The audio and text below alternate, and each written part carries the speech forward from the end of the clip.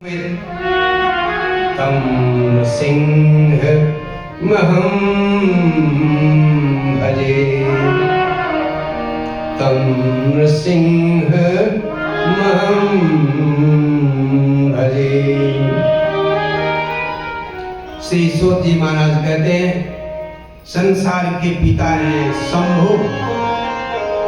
शंकर भगवान संसार के पिता हैं और संसार की मां है देवी जगदम्बा पार्वती। उनको मैं प्रणाम करता हूं। वो इस कथा प्रसंग में हमें सुबुद्धि दें।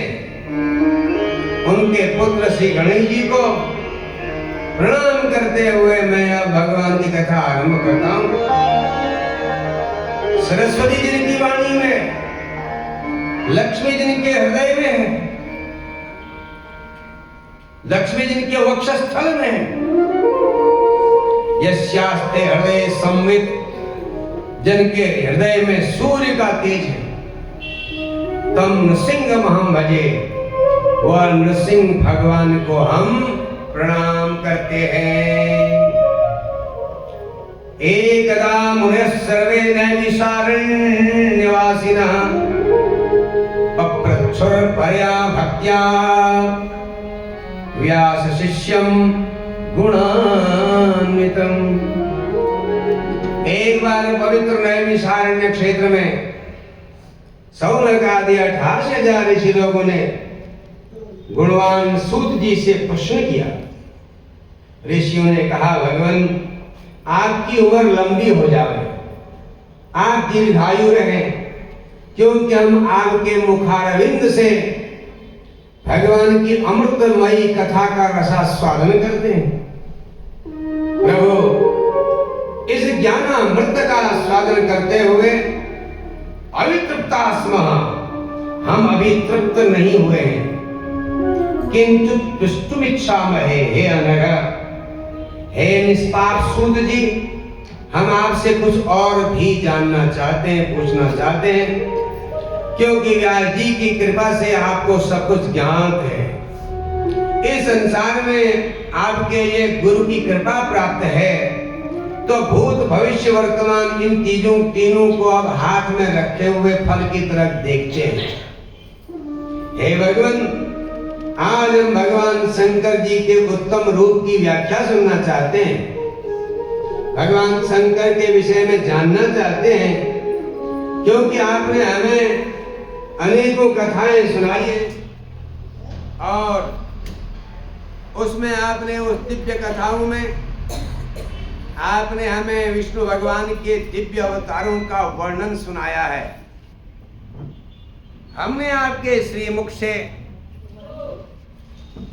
अन्य अलग अलग पुराणों के माध्यम से, श्रीमद् देवी भागवत के माध्यम से भगवती का चरित्र सुना है और हमने श्रीमद् भागवत भी आपके श्रीमुख से सुना।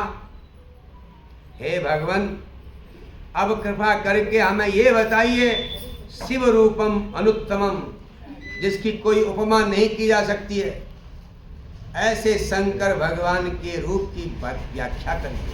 शंकर भगवान के रूप की महिमा बताइए। हमने सुना है कि शंकर भगवान निर्गुण निराकार हैं। जब भगवान निर्गुण निराकार होते हैं तो फिर वह सगुण साकार कैसे होते? भगवान का कोई रूप नहीं है, भगवान का कोई रंग नहीं है, भगवान का कोई गुण नहीं है, भगवान का कोई आकार नहीं है। ऐसे निर्गुण निराकार शंकर भगवान संसार में साकार कैसे हुए, ये जानना चाहते हैं। वास्तव में ईश्वर निर्गुण निराकार है। तो जब भगवान ये निर्गुण निराकार है तो फिर वो अवतार क्यों लेते हैं? हमारे मन में आता है, पर सोचिए। भगवान ने कहा है, यदा यदा हि धर्मस्य ग्लानिर्भवति भारत अभ्युत्थानम् अधर्मस्य तदात्मानं सृजाम्यहम्। जब जब संसार में धर्म में ग्लानि होती है, धर्म में कमी आती है, अधर्मस्य उत्थानं भवति, अधर्म का प्रचार होने लगता है, उस समय में दिव्य स्वरूप नए स्वरूप को लेकर के प्रकट होगा। आत्मानुष्ठान तुलसीदास जी इन शब्दों को बड़े रोचक शब्द से और प्रमाणित करते हैं। जब जब होय धर्म के हानि, जब जब होय धर्म के हानि, जब जब होय धर्म के हानि, जब जब होय धर्म के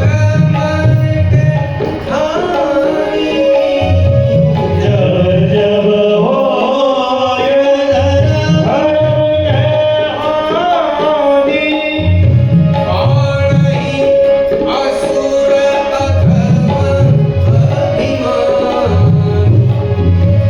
अभिमानी, तब तक शरीरा, तब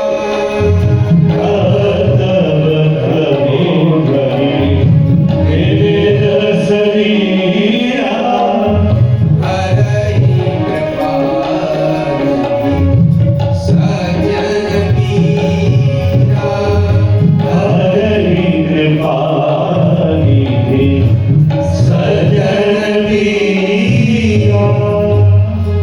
जब जब धर्म की हानि होती है, आसुरी प्रवृत्तियां बढ़ जाती हैं, असुर और अभिमानी बढ़ जाते हैं, तब भगवान अलग अलग प्रकार के शरीर धारण करके सज्जन लोगों की पीड़ा को दूर करते हैं, संतों की पीड़ा को दूर करते हैं भगवान। तो क्या भगवान वहां जहां है वहीं से नहीं कर सकते कुछ? एक मन में प्रश्न तो होता है। भगवान सर्वांतर्यामी और सारे अनंत कोटि ब्रह्मांड बनाते हैं। आज हमारे भौतिक विज्ञानी भी जिस बात को पहले नहीं मानते थे, अब भौतिक विज्ञान वाले कहते हैं कि ये जो आकाश गंगा है उसमें 8 खरब से भी अधिक ब्रह्मांड है, हमारी तरफ तारे अनगिनत।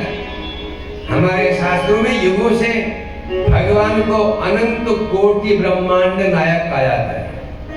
अनंत और करोड़ों कह सकते हैं, वो ब्रह्मांडों के जो स्वामी हैं वो भगवान।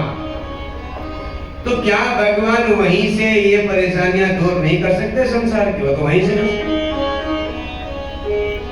लेकिन इसके पीछे भी एक बहुत बड़ा कारण है। देखिए, इस संसार में भगवान को याद करने वाले उनके भक्त हैं, जो हमेशा अहर्निश भगवान की याद में ही रहते हैं। तो वो भगवान को देखना चाहते हैं, भगवान के पास जाना चाहते हैं। अब देखिए, जो भक्त भगवान के पास जाना चाहते हैं, या तो वो खुद जावे भगवान के पास या भगवान खुद आवे।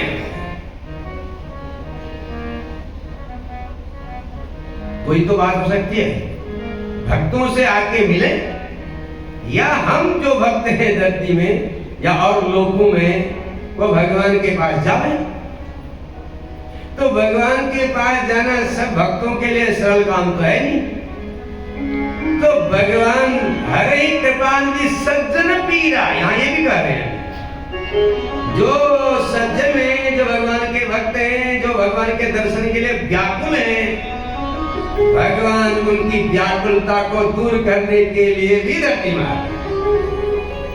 ये कहिए कि भक्तों की इच्छा पूरी करने के लिए भगवान आते हैं, इसका प्रमाण हमारे शास्त्रों में है। जैसे हिरण्यकशिपु के दरबार में प्रहलाद को के सामने उसके व्याकुलता दूर करने के लिए भगवान आए कि नहीं आए? प्रहलाद थोड़ी क्या। जैसे गजराज के पास भगवान को आना पड़ा कि नहीं आना पड़ा? जैसे द्रौपदी के पास आए। तो भगवान अपने भक्तों की इच्छा की पूर्ति के लिए भी धरती में आते हैं। तो आइए तो यहाँ यही पूछ रहे हैं कि भगवान शंकर निर्गुण निराकार हैं और फिर साकार कैसे हो गए। हमने ये भी सुना है सूत जी, भगवान सद्य प्रसन्नो भवति, सद्य प्रसन्नो भगवान भवति जनुसुश्रुमः। हम सुनते आ रहे हैं कि शंकर भगवान जल्दी प्रसन्न हो जाते। तो भगवान ये सब हमें बताइए, भगवान जल्दी कैसे प्रसन्न होते हैं। जल्दी प्रसन्न होने के कारण भगवान का एक नाम है आशुतोष। आशु का मतलब जल्दी, तोष मतलब प्रसन्न हो जाते हैं। बोलिए उमापति महादेव जी की, हर हर महादेव। तो सूत जी ने कहा, अब सुनिए रोचक कथा। सूत जी ने कहा, सम्यक पृष्ठम भवद्भिस्तु यथावत कथयाम्यहम् कपोलकल्पितं नैव कथयिष्ये मुनीश्वराः। हे ऋषि लोगों, आपने बहुत बढ़िया प्रश्न किया है। मैं आपको इसका अच्छी तरह से उत्तर देने का प्रयास करूंगा, और जो मैं कहूंगा मेरी मन की बात नहीं होगी, मनगढ़ंत बात नहीं होगी, ये शास्त्रोक्त बातें होंगी। आपने जैसे मुझसे प्रश्न किया ना, यही प्रश्न एक बार देवर्षि नारद जी ने अपने पिताजी से किया। नारद जी ने कहा, हे पिताजी, आप ब्रह्मज्ञानियों में सबसे श्रेष्ठ हैं, पितामह हैं। आपके आशीर्वाद से मैंने विष्णु भगवान की महिमा तो सुनी है आपके श्रीमुख से। भक्ति मार्गम, ज्ञान मार्गम, तपो मार्गम, सुदुष्करम, दान मार्गम च तीर्थानाम मार्गम च सत्वानहम। मैंने आपके श्रीमुख से पिताजी भक्ति के बारे में सुना है। भक्ति हमारे लोगों के लिए बहुत सरल होती है, लेकिन भक्ति के मार्ग में क्या बाधाएं आती होगी आपने हमको बताया। दूसरा, फिर आपने हमें ज्ञान मार्ग बताया, ज्ञान कैसे प्राप्त होता है, ज्ञान क्या है, ज्ञान मार्ग में क्या बाधाएं। आपके श्रीमुख से मैंने तपो मार्ग भी सुना। तपो मार्ग एक बहुत कठिन मार्ग है, जिनमें जीवन भर आदमी को तप करना होता है। अपने इष्ट की प्राप्ति के लिए पूरी जिंदगी भी लोग लगा देते हैं, कठिन तप करते हुए, साधना करते हुए, और उनके तपो मार्ग में भी बड़ी कठिनाइयां, बड़ी असुविधाएं, बड़े विघ्न भी आते हैं। यह आपने हमें बताया। इसके बाद आपने दान मार्ग की बात भी कही। दान मार्ग, देखिए, भगवान को प्राप्त करने के लिए भगवान की प्रसन्नता के बहुत सारे मार्ग हैं हमारे सनातन धर्म में। पहला है भक्ति मार्ग, जो हमारे लिए सरल है। हमारे यहाँ तो ये भी कहा जाता है, आपको कुछ भी नहीं आता है तो राम राम कहो, बस हो गया। हर समय राम राम कहो, राम राम कहो, राम राम कहो, शिव शिव कहो, शिव। पढ़े लिखे नहीं कोई फर्क नहीं पड़ता। ये तो दुनिया की पढ़ाई है, ये तो पेट की पढ़ाई है ना। असली पढ़ाई तो सबके पास होती है, सबके पास होती है असली पढ़ाई। हाँ, सोचिए, हंसना आपको कोई पढ़ाता है? अपने आप हंसते। बच्चे को कोई माँ बाप सिखाते ना हंसना। माँ उसकी गुरु होती है, लेकिन वो हंसना अपने आप सीख जाता है। और रोना तो आते ही रोता है। तो भगवान की यहाँ से ही सीख के आता ना, रोना भी सिखा के भेजते हैं। जो जरूर चीजें वो सब सिखा के भेजते हैं हमको। ये तो ये नया ढंग हमने बनाया है ना आजकल। MBA करो, बताइए, चोरी करने को कोई MBA करना पड़ता है? बिना MBA के ऐसा चोर होता है, बड़े बड़े पुलिस विभाग के छक्के छुड़ा देता है। बीड़ी सिगरेट पीने के लिए कोई बीएड करना पड़ता है? बताइए। पाप करने के लिए कोई ट्रेनिंग करिए ना, सब पेट के लिए। कितने बड़े हैं PhD के हो, कितने बड़े MSc MA BA हैं, क्या क्या। पहले जमाने में लोग कहते थे हाई स्कूल पढ़े, हाई स्कूल बहुत बड़ा होता था। अब PhD भी छोटी होते जा रही है। अब क्या करें उस PhD का, बताइए। उसको रख करके अपने रोज कहें कि PhD मेरे को भोजन दे दे, बस थोड़ा सकता है। MSc भोजन दे दे, वो तो यहाँ की बात है ना, अगर आपने पीएचडी किया, एमएससी किया, सब कुछ पढ़ लिया, लेकिन उसका उपयोग नहीं किया, नौकरी नहीं लगी तो बेकार है। हंसना जरूरी है, रोना जरूरी है, सोना जरूरी है। वो सिखा के भेजा है भगवान ने। सोना, जगना, हंसना, रोना, ये भगवान ने हमको वहीं से दे रखा है। सोचना, विचार करना, भला बुरा जानना, सब जानते हैं। ये पशु पक्षियों को भी दिया है। अब एक चींटी को कौन ट्रेनिंग कराता है बताइए? मधुमक्खियों को कौन कराता है? इनके लायक ज्ञान भगवान ने इनको दिया है, लेकिन मनुष्य को ऐसा ज्ञान दे दिया है। देख रहे हैं आप, कैसी कैसी मशीनें, कलपुर्जे, कितने प्रकार के स्नान करने का, अभ्यंग करने के तरीके, कितने प्रकार के अपने रंगने के तरीके, कितने किस्म के वस्त्र बनने का ढंग, हवाई जहाज, जेट, विमान, हेलीकॉप्टर, अणु परमाणु बम, ये सब भगवान की कृपा से मनुष्य के पास मिला। तो महाराज, संसार में भक्ति मार्ग से भी भगवान को प्रसन्न किया जा सकता है। आप पढ़े लिखे नहीं है, शास्त्र नहीं पढ़े हो, तो जो शास्त्र पढ़े हैं या भक्ति नहीं की हो, जो भक्ति करते हैं, उनकी संगति करने से आपको प्राप्त हो जाए। उसके बाद ज्ञान मार्ग है, थोड़ा कठिन है ज्ञान मार्ग। ज्ञान मार्ग थोड़ा सा शुष्क है, रूखा है। हम गृहस्थियों के लिए ज्ञान मार्ग बहुत सरल नहीं है। ये तो तपस्वियों की बातें हैं। फिर तपो मार्ग हमारे लिए और भी कठिन है। अब तो लोग तपस्या कहाँ, थोड़ा आराम ही करना चाहते हैं, कोई काम करना चाहता है। हमारे यहाँ हल्द्वानी में देखिए, हमारे मैदान के लोग तो हैं ही, लेकिन पहाड़ के लोग यहाँ नहीं आते थे पहले, क्योंकि यहाँ बहुत मच्छर होते थे, उनसे भेड़ने का काम पहाड़ी नहीं जानते थे। और लोग पहाड़ों में मरने जाते थे यहाँ से। जो ज्ञानी लोग होते थे, समझदार होते थे, वो कहते वहां मरेंगे पहाड़ में, काशी मरेंगे नहीं तो पहाड़ मरेंगे। अब पहाड़ के लोग मरने नहीं आ रहे, आगे नहीं आ रहे, बताइए, क्योंकि आराम चाहते हैं। अब कोई काम करना नहीं चाहता, तपस्या करेंगे बताइए? तपस्या का मतलब है जाड़े के दिनों में बिना कपड़े के लंगोट पहन करके बाहर बैठना है ध्यान में। वो कर सकते हैं जाड़े के दिनों में? जाड़ा नाम का भी हो रहा होगा तो बिगड़ कान वान लपेट लुपोट करके उसके बाद भी जुकाम हो जाता है। देख रहे हैं आजकल आप कितनी समस्या, हम समस्याओं को बना देते हैं अपने आप, अपने हाथ से पैदा करते हैं। इसमें किसी का भी दोष नहीं होता। लोग कहते हैं कि मैंने इतने अपने बचाव किया फिर भी मैं बीमार क्यों हो रहा हूं? वो महात्मा के घर भी नहीं है, उसके बाद वो एक कपड़े पहन करके, बहुत सारे महात्मा है कि वस्त्र पहनते गर्मी हो जाड़ा हो, तब भी उनको कुछ नहीं होता, क्योंकि वो तप करते हैं। हम तो क्या करेंगे, रोज रोएंगे, परेशान होंगे, परेशान नहीं होंगे तो पड़ोस में जाकर के परेशानी ले आएंगे, गांव में जाकर ले आएंगे, बाजार से परेशानी खरीद लाएंगे। भंडारे में बैठे थे, सब लोग भोजन कर रहे थे, उसी पंगत में, ध्यान देना जरा, उसी पंगत में एक सज्जन भी भोजन में बैठे थे।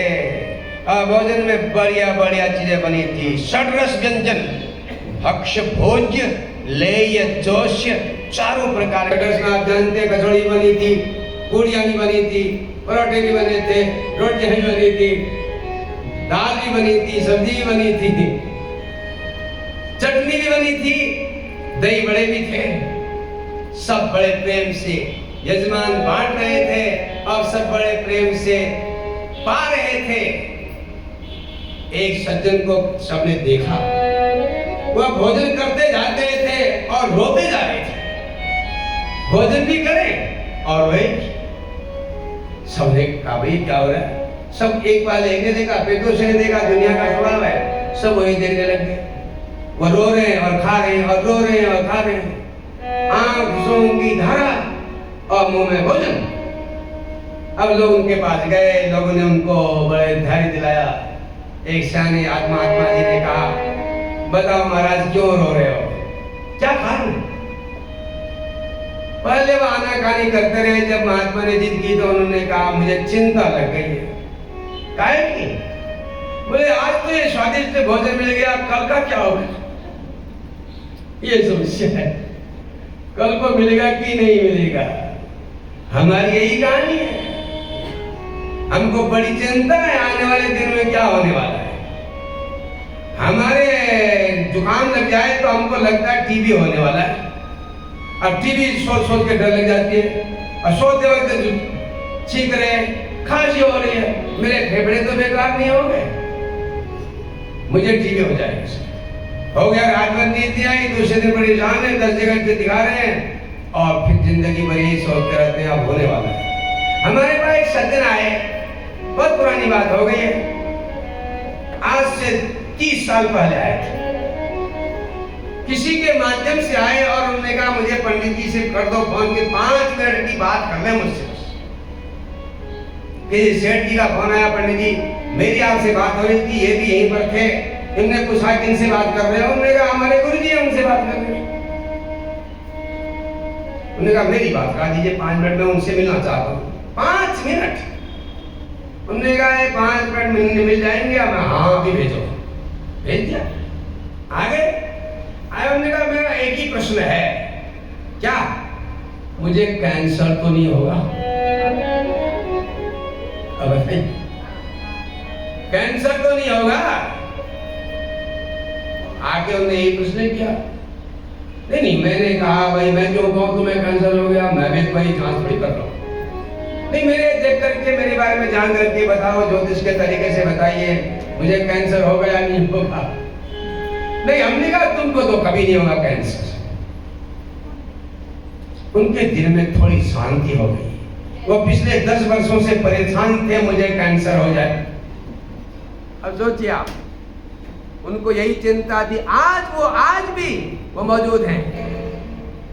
और उन्होंने कहा कि आपने कहा था कैंसर नहीं होगा, अब बताइए अब नहीं होगा मेरी वृद्धावस्था में।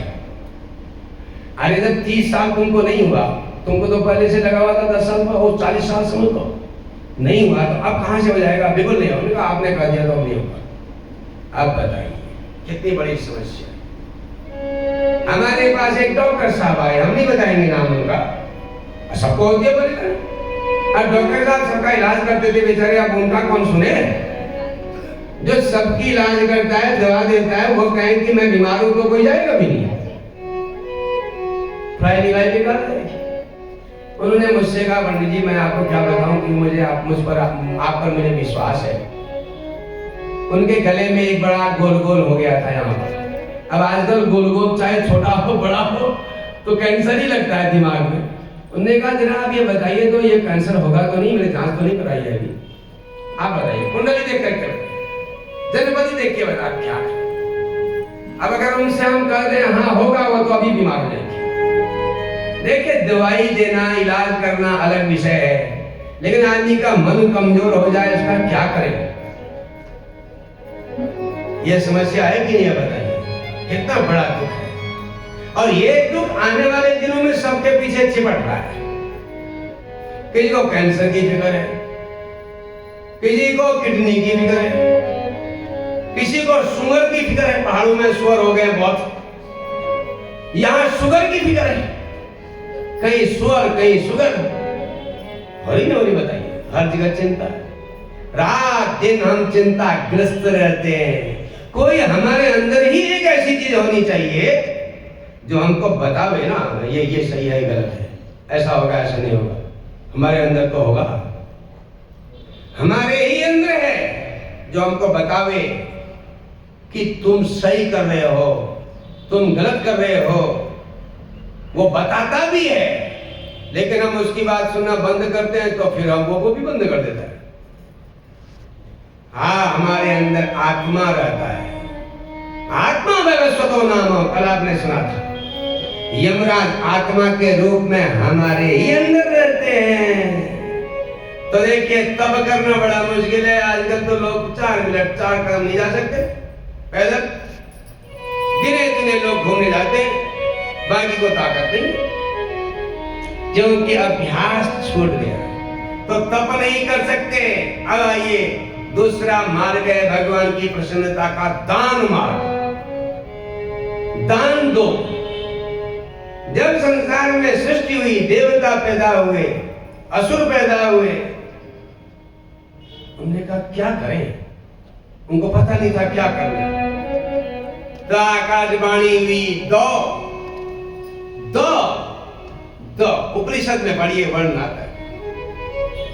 पहले दो का अर्थ था दान करो, दूसरे दो का अर्थ था दमन करो, तीसरे दो का अर्थ था दया करो। सारे शास्त्र का निचोड़ आ गया, नहीं आ गया? दान करो, दया करो, दमन करो। दमन किसका? इंद्रियों का। इंद्रियों को का दमन करो। जो तुम्हारा मन कहता है वैसा ही मत करो। देखिए, ये मन का कोई रंग नहीं होता, इसका कोई रूप भी नहीं होता, इसकी कोई लंबाई चौड़ाई भी नहीं होती, और ये दिखता भी नहीं। फिर भी आप कहते हैं मेरा मन कह रहा है आज जो है पराठे खाएंगे आलू के। कहता नहीं कहता? अब मन कहाँ है? दिखता तो है नहीं। ये आंखों के जरिए काम करता है, दिखता नहीं। कान के माध्यम से काम करता है, नाक के माध्यम से काम करता है, मुंह के माध्यम से काम करता है, हाथों के स्पर्श के माध्यम से काम करता है। ये मन, ये आंखों से देख करके संसार के सुख का स्वाद लेता है, रूप का स्वाद लेता है। कितना बढ़िया घर है, आंख बताएंगी। कुत्ते से पूछो कितना बढ़िया बन जाता, उसके लिए बढ़िया घर है, सब बराबर है। हमारी आंखों में मन आके कहता है ये अच्छा है। अगर आपके अंदर समझ आ गई तो सब कुछ अच्छा है, अच्छा नहीं होता तो होता क्यों? मन कानों से प्रवेश करता है, मन आंखों से देखने का लाभ लेता है, कानों से सुनने का फायदा लेता है। बहुत लोग कहते हैं कि हमारा मन नहीं लगता। अब दिखता नहीं मन, कहीं दिखता नहीं, कहां से लगता है? सोचिए, दिखता भी नहीं, आते जाते बोलता भी नहीं, लेकिन वो कहते हैं हमारा मन लगता।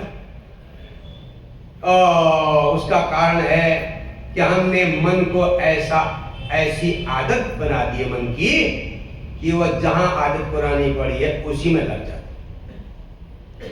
और जब मन अन्यथा देखो तो मन कुछ नहीं है। अगर मन उसको रंग नहीं है, रूप नहीं है, कुछ नहीं है, तो हमको घेर के बैठा। अरे आप उसके शरणागत हो गए ना मन के। मन कहेगा हम ये खाएंगे, मन नहीं कहेगा नहीं खाएंगे। बहुत घरों में क्या होता है कि घर में 4 जने होते, 4 प्रकार का भोजन बनता है। बेटा कहता परोठे खाऊंगा, बेटी कहती है भात खाऊंगी, दाल खाऊंगी, पत्नी कहती है मुझे तो कुरकुरे खाने हैं, और पति कहता है मैं तो रोटी खाऊंगा। बताइए क्या पता है कि नहीं? बताइए परिवार कहां से हुआ जब अलग अलग भोजन बन रहा है? अब सब मन के चक्कर में पगले हुए हैं। नहीं बताइए, आजकल लोग कहते हैं ये बड़े लोग हैं ना, इनके यहाँ जो जैसे खाना चाहता है उसके लिए वही इंतजाम होता है। सोचिए, सबके सब पागल हुए हैं, सबके मन का हिसाब चलेगा। तो इसका मतलब हर एक आदमी अपने मन का हिसाब चला रहा है, तो फिर वह जहां जाएंगे वहां भी अपने मन का ही चलाएंगे। पत्नी बनेगी वो लड़की, वो अपने मन चलाएगी, पति अपना मन चलाएगा, दोनों पूर्व पश्चिम की बात करेंगे, हो गया काम पूरा। फिर गृहस्थी के का जो विशाल बिल्डिंग है वो ढह जाएगी। गृहस्थ की बिल्डिंग में, इस जीवन की इस सुंदर बिल्डिंग में, मंदिर में, हमें परिवार में एक विचार हो तो सुख मिलेगा। अगर भिन्न भिन्न विचार हो तो बाबू यत्र नेता सर्वे पंडित मानिना। जहां बहुत सारे नेता हो जाते हैं, सब अपने को नेता समझते हैं, और हर परिवार का सदस्य अपने को पंडित समझता है, और सर्वे महत्वम इच्छन्ति, और सब लोग चाहते हैं मेरी इज्जत हो। फिर कौन करेगा बताओ इज्जत? सभी महत्व चाह रहे, सभी पंडित बनना चाहते। तो हो गया तद वृंदम औषधति। चाहे वह परिवार हो, चाहे वह समाज हो, वो सब नष्ट हो जाता है। आइए, तो सूत जी ने कहा, नारद जी ने ब्रह्मा जी से पूछा ज्ञानम शिव तत्वम च, भक्ति मार्ग, ज्ञान मार्ग, तपो मार्ग, दान मार्ग, तीर्थ मार्ग। देखिए, दान मार्ग का बड़ा महत्व है। इस जमाने में दान करना भी बड़ा अब मुश्किल हो चुका है। दान किसको दोगे बताओ? क्योंकि इस कलिकाल में तो सबको मिल रहा है ना, किसी बात की कमी तो है ही नहीं। दान लेने में खुशी उसको होती थी जिसके पास पहले कमी होती थी, उसको दे देते। अब कमी वाले को ढूंढना भी बड़ा मुश्किल हो गया है कलिकाल में, तो दान वाला काम भी कठिन हो गया है। कैसे देंगे बताइए? कहाँ ढूंढेंगे? चलने की ताकत है नहीं, गरीबों को कहाँ ढूंढोगे बताओ? और गरीब है कैसे जानोगे? इसको आवश्यकता है कैसे जानोगे? तो हमारे मन में कहता है कि भाई आज इनको मैं 100 रुपये दे दूं तो अगले फिर 200 मांगेगा, वो भी फिक्र लगी हुई है। हम दान भी तो हिसाब से देना चाहते हैं, तो वो भी कठिन हो गया। तो कलयुग में केवल एक ही उपाय है, पुराण श्रवणादन्यः। पुराण सुनने के अलावा कलयुग के प्राणियों के लिए कोई धर्म है ही नहीं। जो ज्ञान की बातें करते हैं, बड़े बड़े ब्रह्म ज्ञान प्राप्त करने की बातें करते हैं, वो आपका दिल बहलाव है। कलयुग में आजकल ज्ञान ब्रह्म, खाने का नियम नहीं, सोने का नियम नहीं, जगने का नियम नहीं, और बने हैं ब्रह्म ज्ञान। तो नारद जी ने कहा, प्रभु ये सब बता दिया आपने मुझे, अब मुझे कृपा करके शंकर भगवान की महिमा सुनाइए कि शंकर भगवान को छोड़ करके दूसरे की शरण में क्यों जावे। तो प्रभु शंकर भगवान के बारे में आपके बिना दूसरा कोई बता नहीं सकता, इसलिए आप ही बताइए शंकर तत्व क्या है। शंकर भगवान धरती में कैसे प्रकट हुए, उनकी उत्पत्ति कैसे हुई, उनके लिंगों की पूजा क्यों होती है, उनका जो प्रतीक लिंग है, और महाराज उनका विवाह देवी गिरिजा के साथ हुआ, पार्वती के साथ हुआ, पहले सती के साथ भी हुआ, वही सती फिर पार्वती हुई, यह हमने आपके मुख से सुना है। तो ये भी आप बताइए, शंकर भगवान की प्रसन्न करने के लिए कौन से व्रत करने होते हैं, कौन से नियम होते हैं, और शंकर भगवान प्रसन्न होकर के संतुष्टश्चैव भक्तेभ्यः किम किम यच्छति वै फलम। जब शंकर भगवान प्रसन्न हो जाते हैं अपने भक्तों से, तो क्या क्या फल देते हैं। ब्रह्मा जी ने कहा, भो ब्रह्मन् साधु पृष्ठोऽहम् लोकानां हितकाम्यया यच्छ्रुत्वा सर्वलोकानां सर्वपापक्षयो भवेत्। नारद जी आपने बहुत बढ़िया प्रश्न किया, इससे संसार का कल्याण होगा, जिसको सुनने से सारे पापों का क्षय हो जाएगा। अब यहाँ पर जो है ब्रह्मा जी शंकर भगवान की महिमा बताने लगे हैं। चलिए, शंकर भगवान की महिमा बस सुनने से पहले भगवान शंकर के जो प्रिय मंत्र हैं, राम के नाम का एक भजन करते हैं। एक बहुत पुराना भजन होता था ना, राम नाम सुखदाई भजन करो भाई ये जीवन 2 दिन का। अब ये कम सुनाई देता है, और नए नए भजन आ गए तो ये पुराना भजन अब नहीं आते दिखाई देता। चलिए इस भजन को गाते हैं।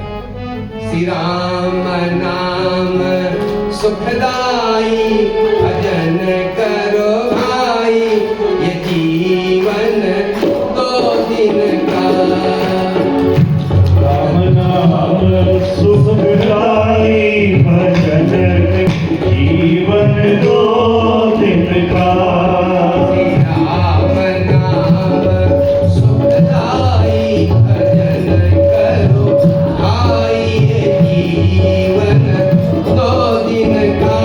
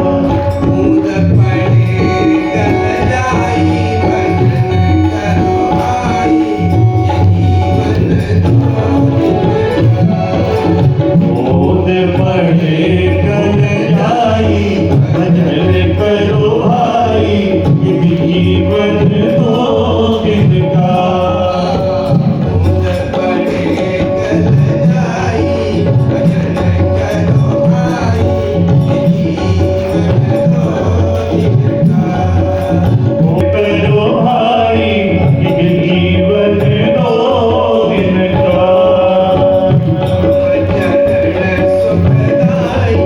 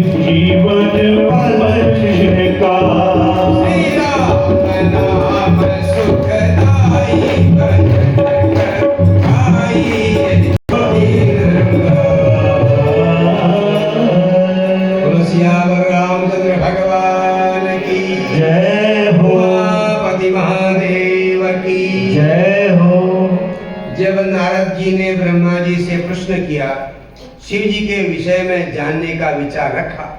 तो ब्रह्मा जी ने कहा तुमने अच्छा प्रश्न किया है। देखो भाई, ये मुझे भी पता नहीं था, पहले शिव जी के विषय पर मुझे भी मालूम नहीं था। तब तुम नयो मया सम्यक विष्णुना प्रभु विष्णुना। देखो, मैं भगवान विष्णु के शरीर से प्रकट हुआ हूँ, पूरा ज्ञान नहीं था, क्योंकि वो जो शिव तत्व है वो अद्भुत है, परम है। जब इस संसार में कुछ भी नहीं था, ये कल्प के बाद की बात कर रहे हैं, जब संसार में कल्पांत होता है तो पृथ्वी जलमग्न हो जाती है। ये उससे भी पुरानी बात करते हैं, जब संसार में कुछ भी नहीं था, न जल था, न थल था, न आकाश था, न वायु था, कुछ तत्व नहीं थे। पृथ्वी जल आकाश वायु अग्नि ये कुछ नहीं, शून्य था, जिसको कह सकते हैं कुछ भी नहीं था। उसको कहना बड़ा मुश्किल है क्या था। तो उन्होंने कहा कि उस समय एक ज्योति प्रकट हुई, ज्योति प्रकाश, प्रकाश पुंज प्रकट हुआ। तदा ब्रह्ममयम तेजो व्याप्ति रूपम च संततम। एक साथ लगातार एक ज्योति सामने प्रकट हुई। वो पतली भी नहीं थी और मोटी भी नहीं थी, ठंडी भी नहीं थी और गर्म भी नहीं थी। उस ज्योति का आदि और अंत भी नहीं था। कहां तक ऊपर को गई है, कहां नीचे से आई है, इसका कोई अंत नहीं था। योगिनो अंतर्दृष्टया ही यम ध्यायन्ति निरंतरम। जिसको योगी लोग अपनी अंतर्दृष्टि में निरंतर ध्यान करते हैं, वह दिव्य ज्ञान और विज्ञान स्वरूप वह ज्योति थी। निराकार, निर्गुण निराकार कह सकते हैं, प्रकाश का कोई आकार थोड़ी होता है। और उस ज्योति में इच्छा पैदा हुई। अब देखिए, ये जरा बड़ा कटपटा विषय। आप कहेंगे ज्योति में इच्छा कैसे पैदा होगी? अरे आपके मन में इच्छा कैसे पैदा होती है? मन देखा आपने? जैसे मन में इच्छा होती है, ऐसे ज्योति में इच्छा पैदा हो। और इच्छा का भी कोई आकार नहीं होता। और उस इच्छा का नाम ही प्रकृति हुआ। देखिए, आरंभिक सृष्टि का वर्णन बता रहे हैं, उसका नाम प्रकृति कहा गया, जो संसार का मूल कारण है। जो दिख रहा है सारी प्रकृति, वो जब साकार रूप में प्रकट हुई तो उसके 8 हाथ दिखने लगे। विचित्र वस्त्र पहने में वो दिख रही थी। राका चंद्र सहस्रस्य वदनम तस्य नित्यशः। पूर्णिमा के चंद्रमा के समान, हजारों पूर्णिमा के चंद्रमा के समान प्रकाश उसमें प्रकट हो रहा था। नाना आभूषण उसमें दिख रहे थे। प्रकृति में देखे ना कितने आभूषण दिखते हैं, कितनी सुंदर है प्रकृति। उसकी गति भी अलग अलग प्रकार से दिख रही थी। बसंत में प्रकृति की गति अलग होती है। अब बसंत आएगा, धीरे धीरे आपका मन खिलने लगेगा। आपका मन कमल खिलेगा तो आपके नेत्र कमल भी खिल जाएगी। होलियां आ जाएंगी, आएगी नहीं उठेगी, और सब खुश रहना चाहते हैं। ये प्रकृति की गति है। ग्रीष्म में वो अलग हो जाती है, वर्षा में उसकी चाल अलग होती है, शरद में चाल अलग होती है, हेमंत में अलग होती है, शिशिर में अलग होती है। तो उस प्रकृति के अलग अलग गति थी। नाना गति समन्विता, अलग अलग प्रकार के हथियार भी उसके पास थे। प्रफुल्ल पंकजाक्षिका, खिले हुए कमल की तरह उसकी आंखें थी। अद्भुत तेज था उसके शरीर में। असंख्य प्राणियों का निवास दिख रहा था। वह कभी अकेली दिखती थी और कभी अनेक रूप में दिख रही थी। यतो वे प्रकृति देवी तथो वै पुरुषस्तदा। जैसे उस ज्योतिर्लिंग में, उस ज्योति में, उस प्रकाश पुंज में प्रकृति प्रकट हुई, प्रकृति का अवतरण हुआ, ऐसे ही फिर प्रभु पुरुष भी प्रकट हुआ। प्रकृति और पुरुष दोनों मिलकर के तत्र विचारे तत्पर मुनि, दोनों मिलकर के विचार करने लगे। ये विचार शक्ति प्रकृति के द्वारा अपने आप हमें मिलती है। जो अनपढ़ है उसके अंदर भी विचार होता है, विचार शक्ति होती है। विचार शक्ति, क्रिया, अलग अलग प्रकार की शक्तियां होती हैं। क्रिया शक्ति, निर्णय की शक्ति, अलग अलग शक्ति उसमें थी। दोनों मिलकर के विचार करने लगे, अवाभ्याम किम प्रकर्तव्यम, अब हमें क्या करना चाहिए। जब वो सोच रहे थे हमें अब क्या करना चाहिए, किसका ध्यान करना चाहिए, किसको याद करना चाहिए, क्योंकि हमारे अलावा तीसरा कोई दिख नहीं रहा, तो उसी समय आकाशवाणी हुई, तपश्चैव प्रकर्तव्यम संशयस्यापनुत्तये, अपनी शंका का समाधान करने के लिए तुम्हें तप करना चाहिए। शंका का मतलब होता है, लोग कहते हैं हमें शंका हो रही है। शंका लघु शंका और दीर्घ शंका होती है। आजकल अब नहीं जानते लोग उसको, क्या लघु शंका है, क्या दीर्घ शंका। एक जगह एक पंडित जी कथा कर रहे थे, एक बुजुर्ग माता जी ने कहा, पंडित जी मेरे मन में एक शंका है। उन्होंने कहा उधर जाओ, उधर बना हुआ है शौचालय, वहां जाओ। वो तो ये शंका पूछ रही थी, उन्होंने पूछा लघु शंका की दीर्घ शंका, उधर जा। ये शंका बड़ी खतरनाक होती है।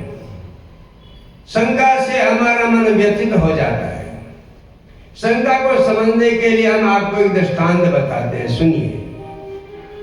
पहले गांव में लोग, दूर सुदूर गांव में जो लोग रहते थे, उनके पास दुनिया भर के साधन नहीं होते थे।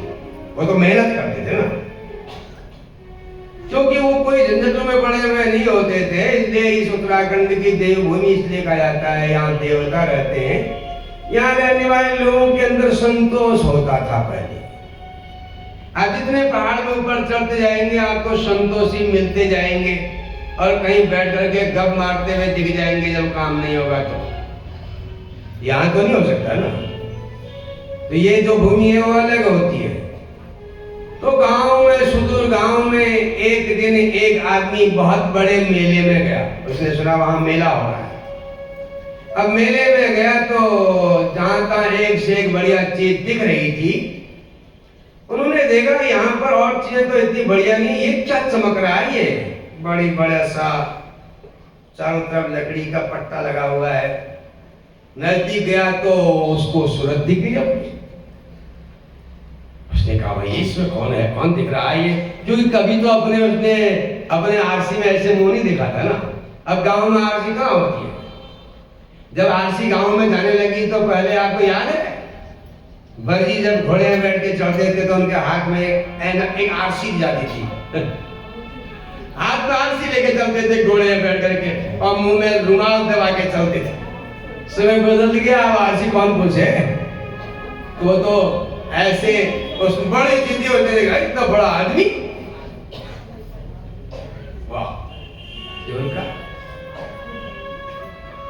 वो अपने घर ले आया और चीज कोई पसंद नहीं आई, इसमें तो इसके अंदर ही आदमी है।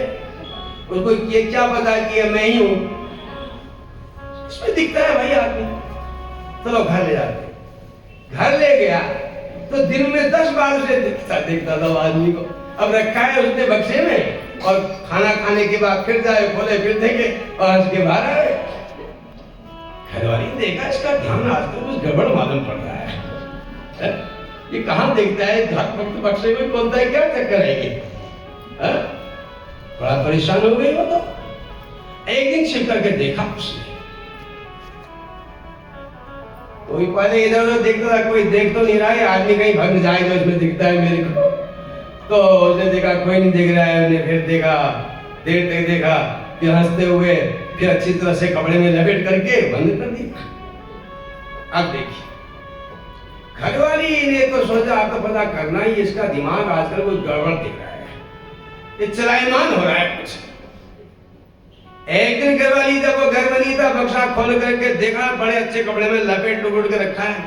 खोला, अपने आगे खड़े किया, वो बाप रे बाप, ये तो किसी औरत को लेकर आया। मैं जो कहूँ ये क्या हो रहा है इसको, तो इसने इसी में पागल हुआ है। उसने भी अपने को कभी ऐसे देखा ही नहीं था। बड़ी मुश्किल हो गई। अब तो उसने कहा मैं जानती हूं तुम क्या कर रहे हो आजकल। क्या कर रहे हो? अरे वो जो औरत तुमने बंद कर रखी है वो, और मेरे से सुंदर है, तुम उसके पीछे लगे हो। उसने कहा अब क्या होता है? पति पत्नी का झगड़ा होने लग गया। बड़ा जोर का झगड़ा होगा। अब जब उनका झगड़ा हो गया तो सास ने बहू से पूछा क्या हुआ? अरे ये तो जो है सब गड़बड़ कर रहे हैं आजकल। ससुर जी आ गए। उन्होंने कहा क्या हुआ? अरे वे अब आपको खुद देखोगे तुम तब पता चलेगा। सास ने कहा मुझे दिखा। सास ने जब देखा तो उसने कहा ये तो बुढ़िया है, ये तो बुढ़िया नहीं क्या है। अब घबराहट बढ़ गया। कहा अरे पगला, अपनी जवान पत्नी को छोड़ करके बुढ़िया नहीं गए। बूढ़े ने कहा क्या हुआ, तुम तीन के तीन क्यों भिड़ रहे हो भाई? अरे ये इसको देखो, ये है, इसमें लेके आया, बक्से बंद कर रखा है। अरे मुझे तो देखा। उसने देखा अपने को तो बुढ़ा आया है कोई। तुम क्यों पागल हो गए? बुढ़ा क्यों बंद कर रखा है यहाँ तुमने? अब सब एक दूसरे का मुंह दिखने लगे, पागल ही हो गए। सबको शंका हो गई, अब भ्रम हो गया। क्या करें? ऐसे ही भ्रम जो हमारे दिमाग में घुस जाता है, शंका हो जाती है हमारे मन में, तो हम पागल हो जाते हैं।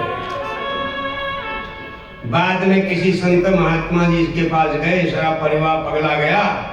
महात्मा जी से कहा महाराज ये तो एक बला ला गया हमारे घर में, जब से ये आया है ना ये बला, हम सब पागल ही हो गए। ये लड़का क्या ले आया है? महात्मा ने कहा मुझे दिखाओ, हम बताएंगे तुमको उपाय इसका, इसको भगाने का। महात्मा जी के पास ले गए उस लपेटे हुए को, उस बड़ी आरसी को। महात्मा ने कहा मुझे देखो पहले। देख लिया मेरे को? हाँ देख लिया। देखो अब देखो इसमें कौन दिख रहा है? मैं दिख रहा हूं कि नहीं? हाँ आप दिख रहे हो। अब देखो तुम्हारा मुंह देख, तुमको मैंने देखा है, अब तुम देखो इसको। तो ये मैं हूं? आदमी ने कहा ये मैं हूं। तो और कौन है? तुम्ही तो हो ही है। बहू से कहा तू पगला गई है, तू ही उसमें दिख रही है, कोई दूसरे पर थोड़ी है कोई। तब उनको होश आया, हम पगलाए हुए हैं दुनिया में, हम सब भ्रमित हैं। सुबह शाम तक हर चीज में खुशियां ढूंढ रहे हैं। हम घर में खुशी ढूंढते हैं, हम बढ़िया बढ़िया घर बना लें, सुंदर घर बना दें, अट्टालिका बना दें, लेकिन उसमें खुश नहीं है, दूसरे के घर को देख के खुश है। और वो आदमी वो अगले के घर को देख के खुश है, अपने को देख के खुश नहीं है, क्योंकि इन चीजों का कोई अंत नहीं होता। लक्ष्य होता है रहना। झोपड़ी में भी अगर आपके अंदर शंका नहीं है तो आप आनंद से रह सकते हैं। तो सज्जनों, दोनों जो थे तपस्या करने लगे। आकाशवाणी हुई तपस्या प्रकर्तव्यम संशयापनुत्तये। शंका को मिटाने के लिए तुम दोनों को तपस्या करनी चाहिए। दोनों ने पति पत्नी ने मिलकर के तपस्या की, घोर तप किया। पति पत्नी का जीवन संसार में मौज मस्ती के लिए नहीं होता। संसार के सुखों में भगवान के दर्शन करते हुए जीवन भर भगवान का मनन चिंतन अथवा आत्मचिंतन कहिए, आत्मचिंतन ही भगवान का चिंतन है। हम यहाँ किस लिए आए, हमारा लक्ष्य क्या है, उस लक्ष्य को खोजना है। ये पति पत्नी मिलके कर सकते हैं। तो सज्जनों, क्योंकि विवाह हो जाने से फिर हमारे अंदर का जो राग है, आजकल देखते हैं आप, शादी होती है, कहीं लड़के को लड़की पसंद नहीं आती, कहीं लड़की को लड़का पसंद नहीं आता। ऐसा होता है। और उस पसंद न आने के चक्कर में ऐसा राग हो जाता है, वो 50 लड़कियां देख लेता है, लेकिन उसका राग मिटता नहीं। वो देखता है इससे तो पहले जो देखी थी वो अच्छी थी, गलती होगी वहां करनी थी हमने तो देर होते जा रही है। तो अब कितनी समस्या में फंसा होगा आदमी, बताइए। राग में फंसा हुआ संसार का जो राग है, विवाह हो जाने के बाद एक जगह इकट्ठा हो, एक जगह रुक जाता है, और फिर द्वेष भी नहीं होता, क्योंकि राग से ही द्वेष होता है, कल आपने सुना। तो दोनों ने तप किया और 12 वर्ष तपस्या करते हो गए, उनकी आंखें खुल गई। आंखें खुली, ओ हमारी तपस्या में तो विघ्न आ गया, तपस्या रुक गई, ऐसा उन्होंने सोचा। जब उनको आश्चर्य हुआ कि हमारी आंखें कैसे खुल गई, तो तदंगा जलधारा ही संजाता विधा मुने, उन दोनों के शरीर से जल धारा प्रकट हो गई। इतना जल हो गया कि सब कुछ जलमय हो गया। अब आप कहोगे ये कैसे हो गया? अरे आप तपस्या करोगे तो आपके बदन से पसीना आता है कि नहीं आता है? और गर्मी के दिनों में और ज्यादा आता है नहीं, कपड़े रोज बदलने पड़ते, दो जोड़ी बदलते रहने पड़ता है।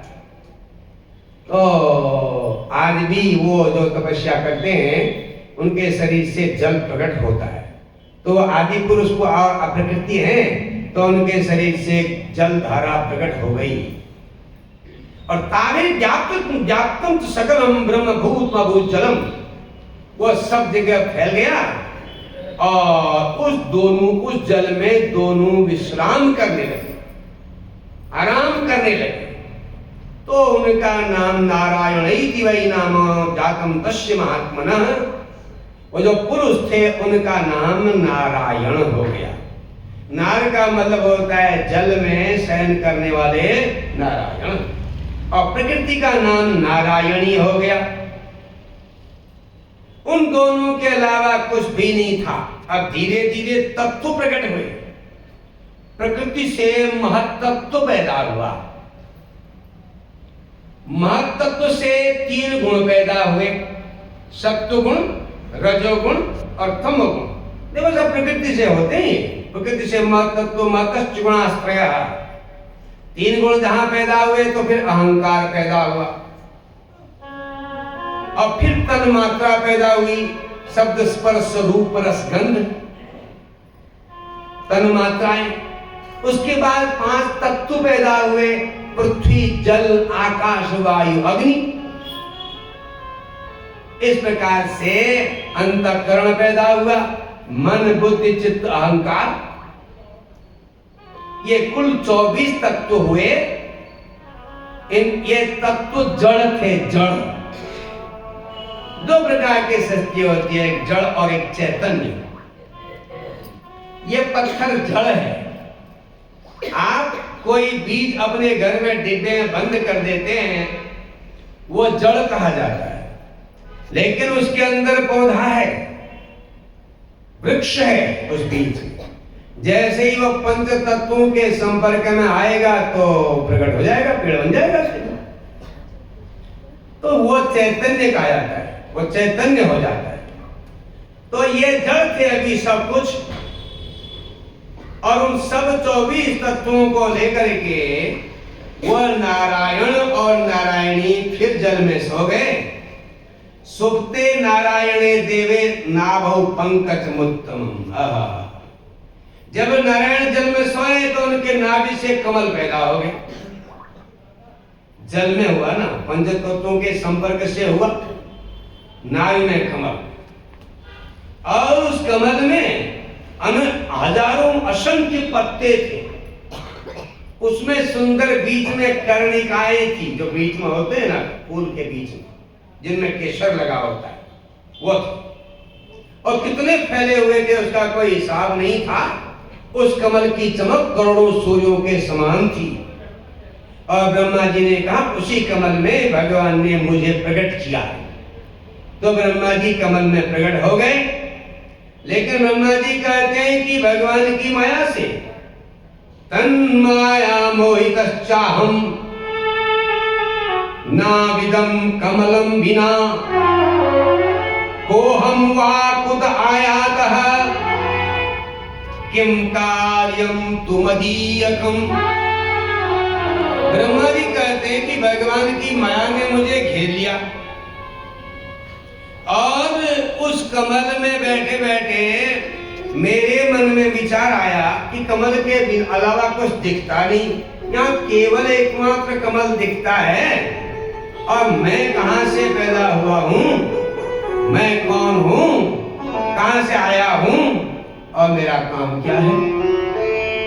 मैं ये सोचने लगा मैं किसका पुत्र हूं। किसी ने तो मुझे उत्पन्न किया होगा, किसी ने तो मुझे मेरा निर्माण किया होगा। ये मेरे इस मन में शंका का ताना बाना बुनने लगा। तो धीरे धीरे मेरे मन में ख्याल आया कि जब मैं कमल के फूल में पैदा हुआ हूं तो हो सकता है कमल के जड़ में मुझे पैदा करने वाले रहते होंगे। ये ज्ञान आया अपने आप। तो मैं कमल नाल से नीचे उतरने लगा। उतरते उतरते सैकड़ों वर्ष बीत गए और मैं पहुंच नहीं पाया कमल की जड़ में। अब मुझे और शंका पैदा हो गई, इतने वर्ष तो ये बीत गए, अभी तो इसका पता ही नहीं चल रहा है, हर जगह एक जैसा दिखता है। अब मैं बहुत भटकता, कभी ऊपर कभी नीचे, कभी नीचे कभी ऊपर, लेकिन कमल की जड़ न मिले, भगवान न मिले। हम भी ढूंढते हैं, दुनिया में शायद ही कोई ऐसा मनुष्य होगा जो भगवान को नहीं ढूंढता होगा। और सभी नहीं भी ढूंढे तो जब कोई बड़ा रोग लग जाएगा तब तो ढूंढेगा, अब कोई बचाने वाला नहीं है। हम भगवान के अंश हैं, अंश और अंशी भगवान है। तो हमें तभी शांति मिलेगी जब हम भगवान को प्राप्त करेंगे, समझ जाएंगे।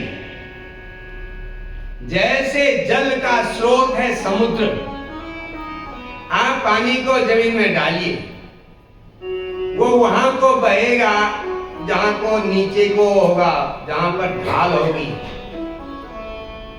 क्योंकि उसका स्रोत, उसका स्थान समुद्र है। वो समुद्र से मिलना चाहता है, इसलिए सभी नदियां भी समुद्र में मिलकर के ही शांत होती है। ऐसे ही हमारी भी ये दौड़ तब तक चलती रहेगी जब तक हम अपने जड़ पर नहीं पहुंचा। जैसे दिया जलाते हो ऊपर को जाता है कि नहीं, तो ऊपर को क्यों जाता है, नहीं तो क्यों नहीं जाता? अरे ऊपर उसकी जड़ है, सूर्य, प्रकाश की जड़ है सूर्य। तो इसलिए कभी दीपक जलाओगे ऊपर को ही जाएगा, कहीं भी पानी गिराओगे नीचे को ही बहेगा। ये प्रकृति का नियम है। हम भी तब तक सुख चैन से नहीं रह सकेंगे जब तक हम अपने स्रोत में, अपने मूल स्थान में नहीं पहुंच जाते। उसी के लिए अनेकों जन्म जन्मांतर का चक्कर चलता रहता है। जन्म जन्म को दास तुम्हारो, करुणा कर अवतार मुरारी।